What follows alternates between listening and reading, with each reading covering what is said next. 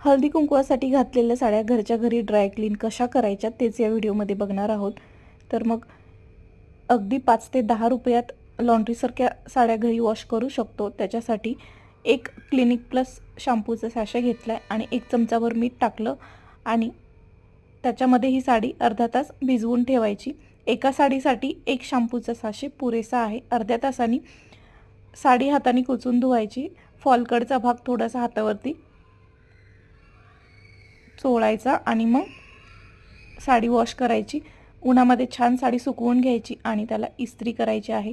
आणि बघा, कपाटामध्ये साडी व्यवस्थित अरेंज करण्यासाठी अशा प्रकारे साडीची घडी घालू शकता। खूप मस्त घड्या होतात, एकावर एक साड्या छान बसतात कपाटात।